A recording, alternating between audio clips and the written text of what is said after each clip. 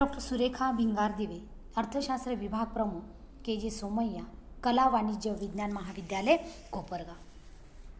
विद्यार्थ्यांनो, आजच्या या लेक्चरमध्ये FYBA या वर्गासाठी असलेला जो विषय आहे तर त्या विषयाचं नाव आहे, तुम्हाला माहिती आहे, भारतीय आर्थिक पर्यावरण.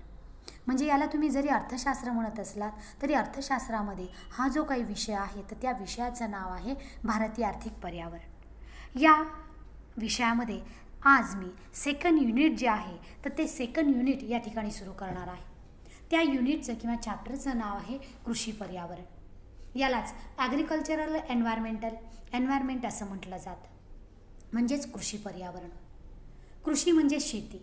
शेतीचा जर विचार आपण करत असतो तर आपल्या सगळ्यांना माहिती आहे की आत्ताच्या आधुनिक काळामध्ये शेती व्यवसाय हा करत असताना विविध किंवा नवनवीन यंत्र किंवा तंत्रांचा वापर करून शेती व्यवसाय केला जात आहे. परंतु आजही काही शेती नैसर्गिक व मुक्त वातावरणामध्ये ही केली जात आहे. शेती व्यवसायाचा जर विचार केला तर वातावरणामध्ये जो काही बदल होतो, पर्यावरणामध्ये जो काही बदल होतो तर त्या बदलांचा पिकांवरही परिणाम होत असतो. त्यामुळे पर्यावरण व वातावरण हे एकमेकांशी संलग्न आहे. शेती व्यवसायाचा जर विचार केला तर शेती व्यवसायामध्ये वाढ होण्यासाठी कमीत कमी उत्पादन खर्चामध्ये अधिकाधिक उत्पादन कसं मिळवता येईल याचा विचार या ठिकाणी केला जातो. मग त्यासाठी चांगलं पर्यावरण जे काही आहे तर ते पर्यावरण असेल, वातावरण असेल, ते असणं आवश्यक आहे. त्यामुळे कृषी पर्यावरणाचा अभ्यास करणं हे आवश्यक आहे. आता यामध्ये कृषीचा अभ्यास करत असताना किंवा शेती व्यवसायाचा अभ्यास करत असताना शेती आणि पर्यावरणाचा विचार या ठिकाणी केला जातो. कृषी क्षेत्राचा भारतीय अर्थव्यवस्थेमध्ये काय स्थान आहे किंवा भूमिका काय आहे हे पाहणं गरजेचं आहे. यालाच role of agriculture in Indian economy असं म्हटलं जातं. म्हणजेच भारतीय अर्थव्यवस्थेतील शेतीची भूमिका किंवा स्थान हे आपल्याला या आजच्या लेक्चरमध्ये पाहायचं आहे. भारताची अर्थव्यवस्था जी आहे तर ती कृषीप्रधान अर्थव्यवस्था म्हणून ओळखली जाते, हे तुम्हा सगळ्यांना माहिती आहे. शेती व्यवसायाचा विकास हा झाल्याशिवाय संपूर्णरित्या भारतीय अर्थव्यवस्थेचा विकास हा अशक्य आहे. त्याचबरोबर शेतीचा विचार करत असताना देशातील शेती क्षेत्रावर जवळजवळ 67 ते 68% या ठिकाणी 57% झाले चुकून 67 ते 68% लोकसंख्या ही प्रत्यक्ष व अप्रत्यक्षरित्या शेती व्यवसायावर अवलंबून आहे. म्हणजे शेती क्षेत्राचं महत्त्व जे आहे तर ते महत्त्व आपल्याला लक्षात येत असतं. तर भारतीय अर्थव्यवस्थेमध्ये शेतीचं स्थान किंवा भूमिका जी आहे तर ती भूमिका ही पुढील मुद्द्यांच्या आधारे या ठिकाणी स्पष्ट करता आहेत. यामध्ये सगळ्यात महत्त्वाचा आणि पहिला घटक जो आहे तर तो म्हणजेच राष्ट्रीय उत्पन्न. आता राष्ट्रीय उत्पन्न म्हणजे काय की एका वर्षाच्या कालखंडामध्ये जेवढ्या प्रकारच्या वस्तू आणि सेवा उत्पादित होत असतात त्या सगळ्यांची बेरीज म्हणजेच राष्ट्रीय उत्पन्न होय. आता राष्ट्रीय उत्पन्नाचा विचार करत असताना आत्ताच आपण पाहिलेलं आहे की एकूण लोकसंख्येपैकी बरीचशी लोकसंख्या ही शेती व्यवसायावर अवलंबून आहे.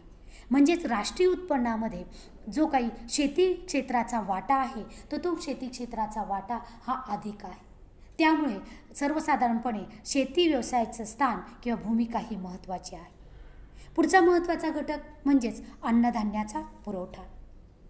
मानवाची अन्नधान्याची मूलभूत जी काही गरज आहे तर ती मूलभूत गरज शेती व्यवसायामध्ये भागवली जाते. जसं आपण म्हणतो की रिकाम्या पोटी कुठलाही व्यक्ती कोणत्याही प्रकारचं कार्य करू शकत नाही. त्यासाठी त्याला अन्नधान्याची आवश्यकता असते. कॅलरीज जे आहेत तर त्या कॅलरीज मिळाल्यानंतरच तो चांगल्या प्रकारचं कार्य या ठिकाणी करू शकतो. मग अन्नधान्याची मूलभूत गरज भागवण्याचं महत्त्वाचं कार्य शेती क्षेत्रामार्फत केलं जात असतं. लोकसंख्या जसजशी वाढत आहे तसतसं लोकसंख्येला आवश्यक असणाऱ्या अन्नधान्याचा पुरवठा हा शेती व्यवसायामधून केला जात असतो. त्यामुळे शेतीचं स्थान किंवा महत्त्व हे अधिक आहे. पुढचा महत्त्वाचा घटक रोजगार निर्मिती. मानवाला चरितार्थ करण्यासाठी किंवा कुटुंबाचा उदरनिर्वाह करण्यासाठी रोजगार मिळणं आवश्यक असतं. हा जर रोजगार मिळाला नाही तर व्यक्तीला उत्पन्न मिळणार नाही. व्यक्तीला उत्पन्न मिळालं नाही तर व्यक्ती विविध प्रकारचं कार्य योग्य रीतीने करू शकणार नाही किंवा जीवनावश्यक वस्तूसुद्धा ती खरेदी करू शकणार नाही. मग यामध्ये रोजगार निर्मितीमध्ये शेती क्षेत्राचं महत्त्वाचं स्थान या ठिकाणी आहे. कारण शेती क्षेत्रामधनं लोकांना रोजगार मिळतो, त्याचबरोबर शेतीमधून जो काही कच्चा माल उपलब्ध होतो तर त्याच्या आधारावर निरनिराळे उद्योगधंदे विकसित केले जातात.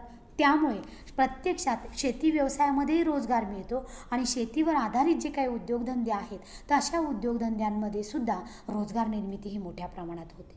त्यामुळे शेतीची भूमिका किंवा स्थान हे महत्त्वाचं आहे. पुढचा महत्त्वाचा घटक औद्योगिक विकासासाठी उपयुक्त. आता बघा, औद्योगिक विकास म्हणजेच काय की निरनिराळे उद्योगधंदे विकसित होणं. देशामध्ये विविध उद्योगधंदे विकसित झाले तरच देशाचा औद्योगिक विकास हा होऊ शकतो.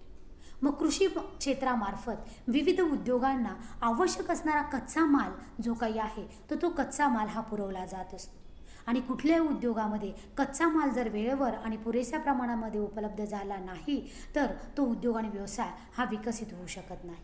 मग औद्योगिक विकासासाठी आवश्यक असणारा कच्चा माल शेती व्यवसायामध्ये पुरवला जात असतो.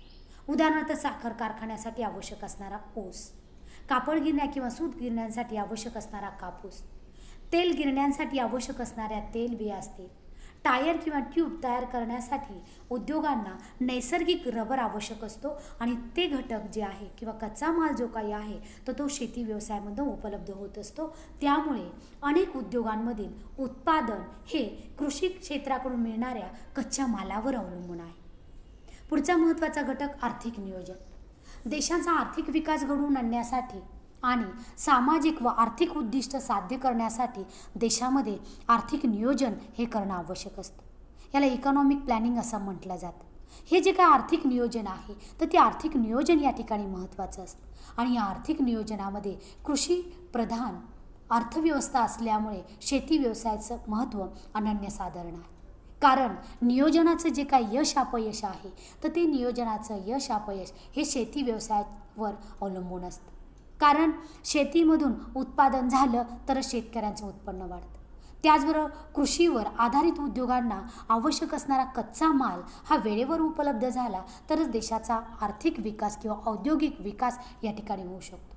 त्यामुळे आर्थिक नियोजनामध्ये शेतीचे स्थान हे महत्त्वाचं आहे. पुढचा महत्त्वाचा घटक आंतरराष्ट्रीय व्यापार. आता आंतरराष्ट्रीय व्यापार म्हणजे दोन देशांमध्ये वेगवेगळ्या प्रकारच्या वस्तू आणि सेवांची जी काय देवाणघेवाण होत असते त्याला आंतरराष्ट्रीय व्यापार असं म्हटलं जातं. यालाच परकीय व्यापार असं म्हटलं जातं. भारताच्या परकीय व्यापारामध्ये कृषी क्षेत्राचं महत्त्व हे अनन्यसाधारण आहे. पूर्वीपासूनच भारतामधून चहा असेल, कॉफी असेल, साखर असेल, तंबाखू असेल, केळी असेल, सुती कपडे असतील, वनस्पती तेल असेल इत्यादी नैसर्गिक व पारंपरिक वस्तूंची मोठ्या प्रमाणात निर्यात केली जाते. आत्ताच्या अलीकडच्या काळामध्ये सुद्धा मोठ्या प्रमाणात निर्यात ही कृषी क्षेत्रामधून ही केली जात असते. त्यामुळे भारतीय अर्थव्यवस्थेचं महत्त्व जे आहे तर ते महत्त्वामध्ये शेती क्षेत्राचं महत्त्व आपल्याला विशद करत आहेत. त्यानंतर पुढचा महत्त्वाचा घटक म्हणजे ग्रामीण जनतेच्या राहणीमानात सुधारणा. आता व्यक्तीचा राहणीमानाचा दर्जा हा उत्पन्नावर अवलंबून असतो. उत्पन्नाचा विचार करत असताना व्यक्तीला रोजगार हा मिळाला पाहिजे. ग्रामीण भागामध्ये शेती हा प्रमुख किंवा मुख्य व्यवसाय असतो. शेतीमधून जर रोजगार मिळाला नाही तर लोकांना उत्पन्न मिळत नाही. उत्पन्न मिळालं नाही तर लोकांना स्वतःचा उदरनिर्वाह किंवा चरितार्थ करता येणं अशक्य असतं. त्याचबरोबर उद्योगांना आवश्यक असणारा कच्चा माल हा शेती व्यवसायामधून पुरवला जात असतो. थोडक्यात काय की ग्रामीण जनतेच्या राहणीमानाचा दर्जा हा सुधारण्यासाठी शेती क्षेत्राचा विकास हा महत्त्वाचा असतो.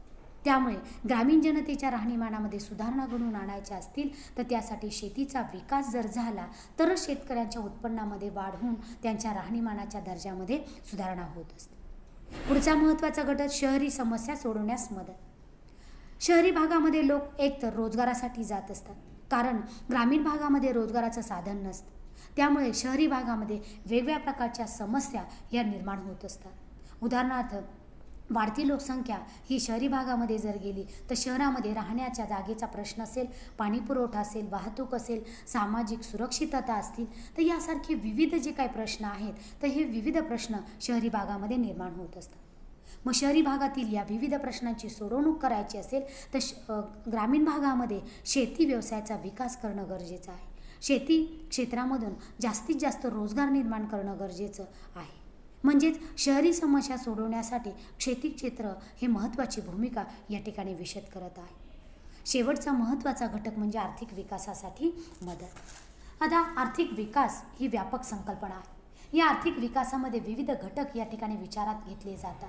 यामध्ये राष्ट्रीय उत्पन्न असेल, व्यक्तीला मिळणारं वास्तव उत्पन्न असेल, व्यक्ती दारिद्र्यरेषेखालील आहे काय याचाही विचार केला जातो, बेरोजगारीचं प्रमाण आहे काय, उत्पन्नाचं वितरण कसं झालेलं आहे. तर याच्यामध्ये जो काही बदल होतो तर त्या बदलांचा विचार केला जात असतो आणि त्यानुसार सर्वसाधारणपणे आर्थिक विकास झालेला आहे किंवा नाही हे पाहिलं जातं. जर देशामध्ये पूर्ण रोजगार किंवा रोजगार उपलब्ध होत असेल, दारिद्र्याचं प्रमाण कमी होत असेल, वास्तव उत्पन्नामध्ये वाढ होत असेल, राष्ट्रीय उत्पन्नामध्ये वाढ होत असेल तरच देशाचा आर्थिक विकास होते असं आपण म्हणत असतो. त्याचबरोबर सर्वसाधारणपणे देशातील वाहतूक असेल, दळणवळण असेल, वित्तपुरवठा असेल तर इत्यादी क्षेत्रांच्या विकासासाठी शेती क्षेत्र हे मदत करत असतं. म्हणून देशाच्या आर्थिक विकासामध्ये शेतीची भूमिका ही महत्त्वाची आहे. अशा रीतीने या वरील मुद्द्यांच्या आधारे भारतीय अर्थव्यवस्थेतील शेतीचे स्थान किंवा भूमिका ही विशद करता येते. थँक्यू.